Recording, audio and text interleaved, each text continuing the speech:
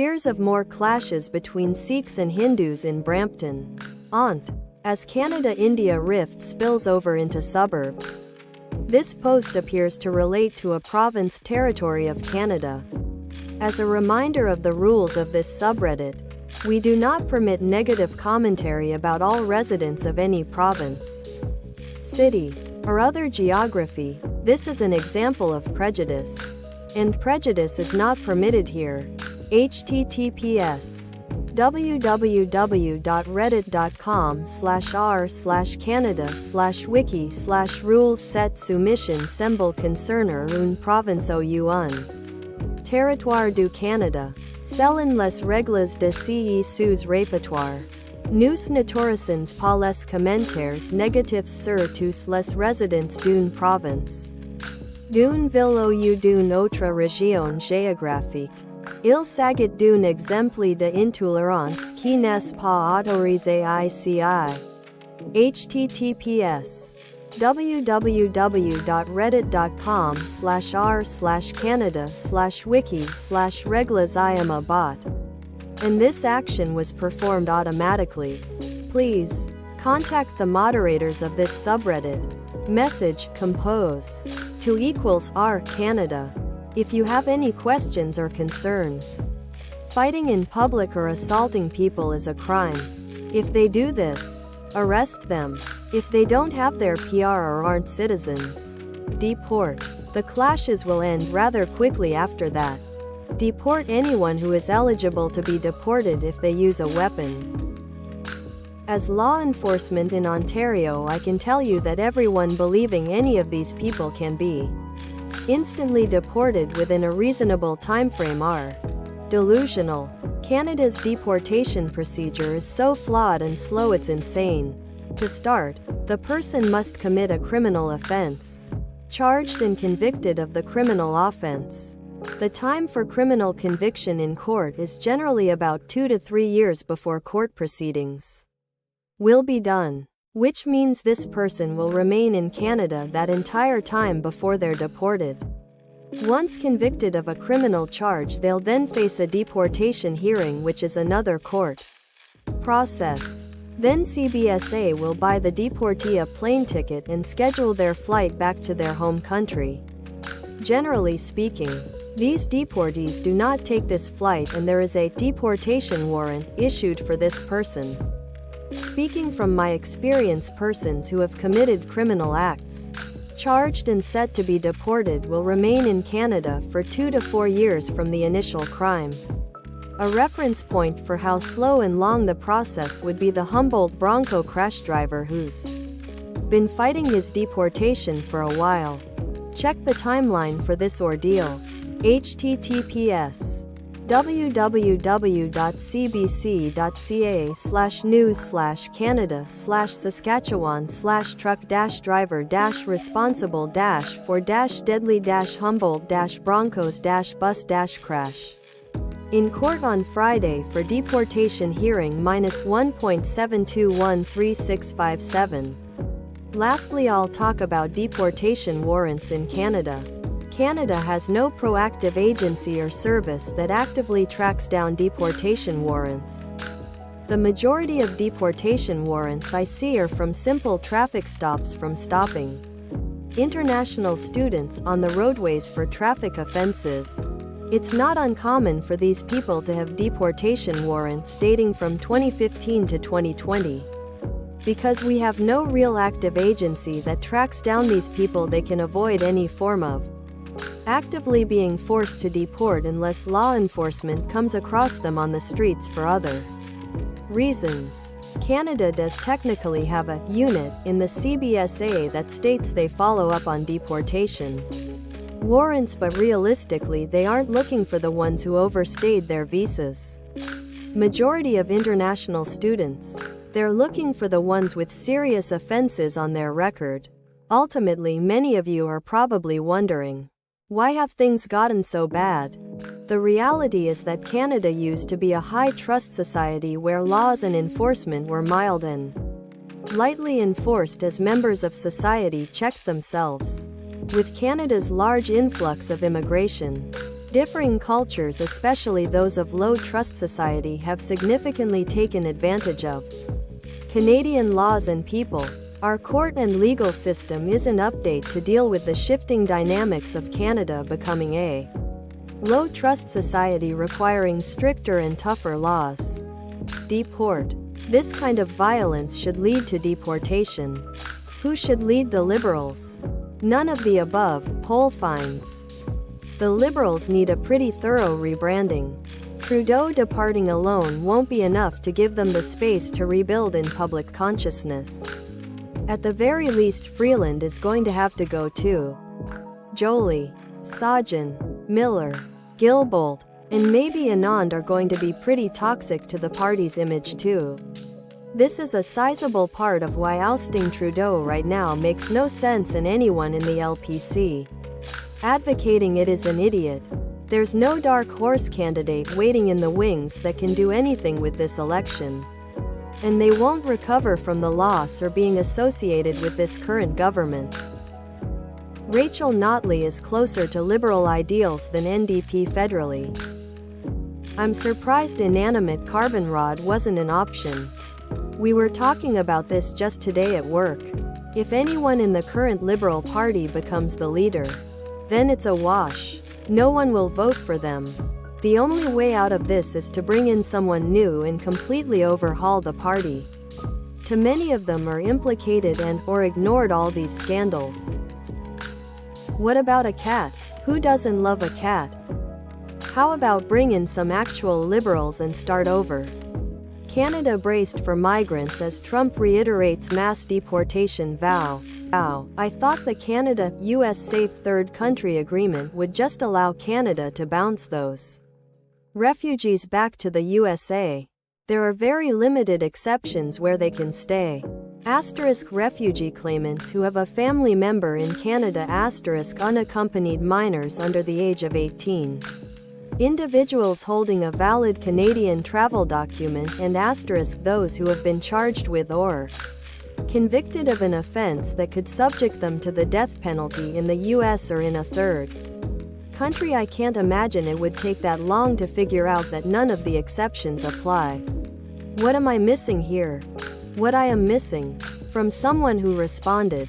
And I want to give visibility of that response here. The Safe Third Country Agreement basically says that asylum claimants must make their asylum claim in the country they're currently in. They can't show up at the Canada-US border and ask for asylum in the other country.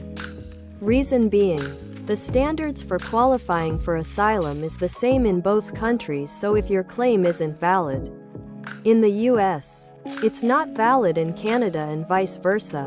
So the other country shouldn't have to pay to duplicate an already invalid asylum claim. Whether that's because their asylum claim was rejected, or they just never bothered filing the claim because they know they have no valid case. So the agreement allows CBSA to bounce those asylum claimants if they show up at an official border crossing and request entry for asylum while they're standing on the US side of the border. But you can get around that by illegally crossing the border somewhere away from an official crossing. Say, Roxham Road. Do that. And now Canada is the country you're currently in, so that's the country you file your asylum claim in. Now you've bought yourself at least 5 years in Canada, because that's length of the asylum claim backlog. Why can't they go to their southern border instead? There's nothing wrong with saying, no. Look, we only just stopped the excess immigrants coming in. We really don't need any more. We got so much shit to fix here, and adding more bodies ain't gonna help us with our goals. Removed. Mayor Adams in New York just cut off immigrants' free rides, so watch them come up through that way. KKK Halloween costumes symptom of growing far-right in Atlantic Canada, researcher says.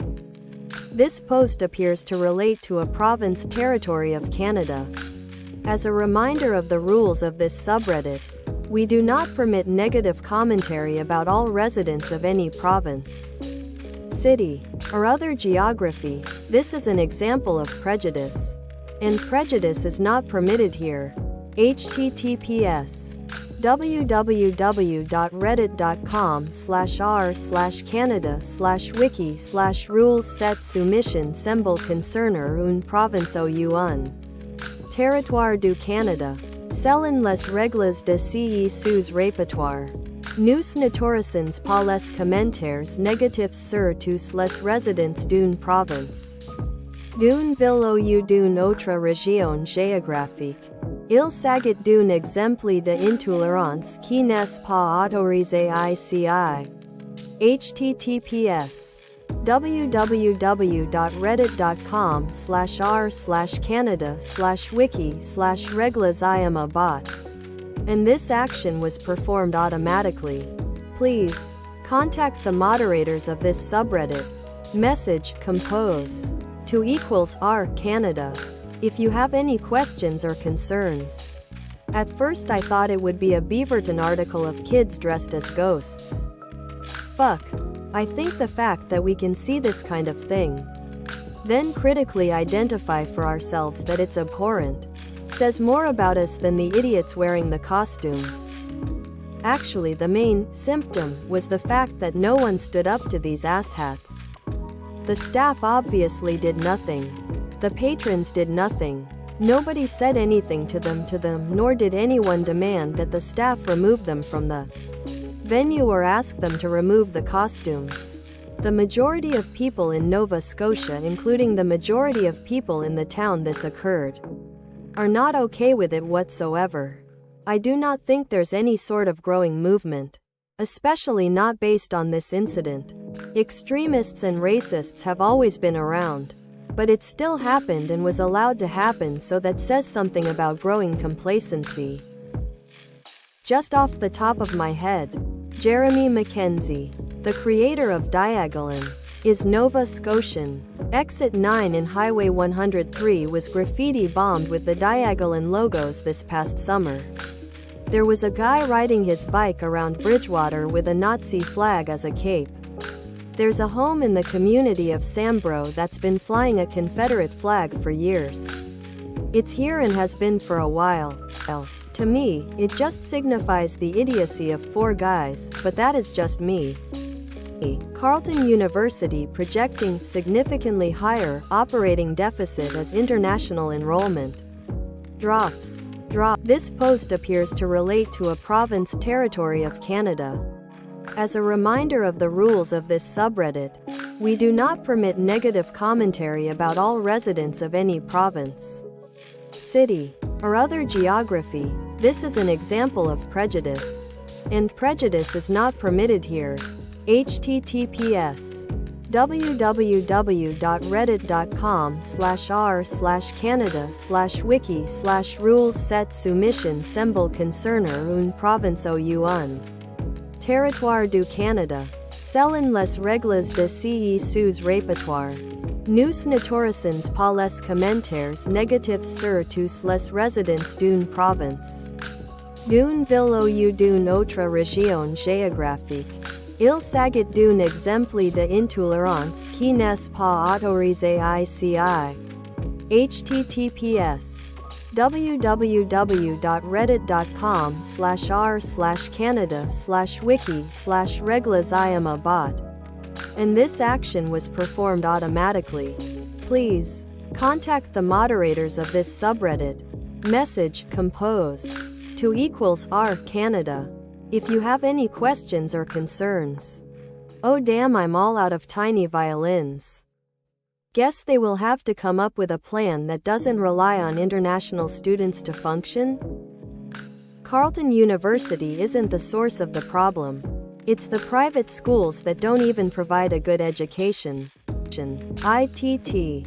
People shitting on legitimate institutions conferring legitimate degrees who are suffering because of the actions of diploma mills and a provincial government that protects those diploma mills while pilfering real public education.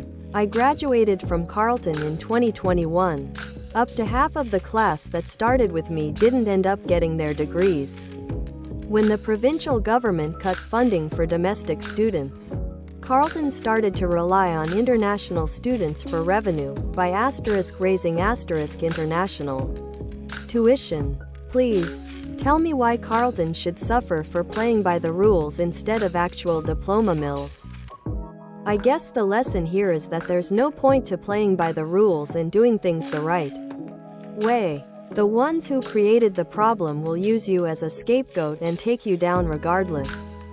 This is the way things are now. Huh? I hope all the people laughing now realize this before it's their turn to be the scapegoat and to be dragged through the mud. Carleton is a pretty decent university, not a diploma mill. Still, they should not be reliant on the recent international influx. It should be inconsequential.